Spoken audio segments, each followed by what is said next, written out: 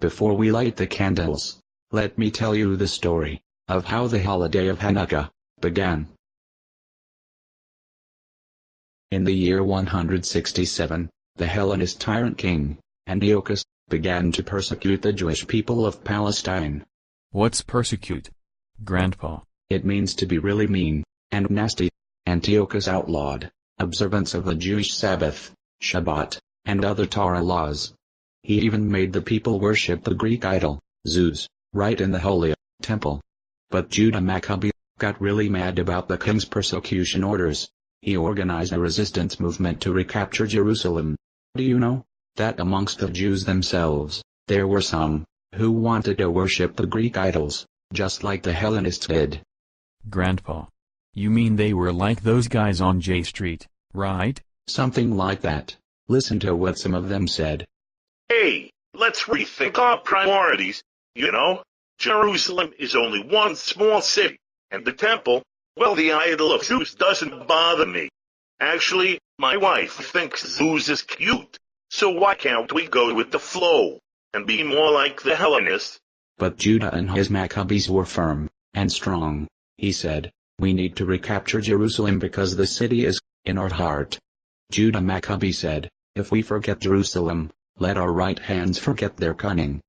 Grandpa, you mean all the Maccabees would become left-handed? No, it means, if we don't pledge our support to Jerusalem, we'll become like those J Street guys. The Hellenists were many and the Maccabees were few, but Judah's little army of Maccabees fought to regain Jerusalem, and they did it. The few triumphed over the many. Grandpa, what's triumphed? Triumphed means, we prevailed. Grandpa, what's prevailed? Prevailed means, game over, and we won. Okay, Grandpa. I want you to remember this. The Maccabees stood firm for Jewish tradition and observance of Torah. The first thing they did after they entered the temple was to remove the idols. Then they lit the menorah. But guess what? They only found enough purified oil to last one day. It takes another 7 days to purify, and to make holy, more oil. I know that, Grandpa.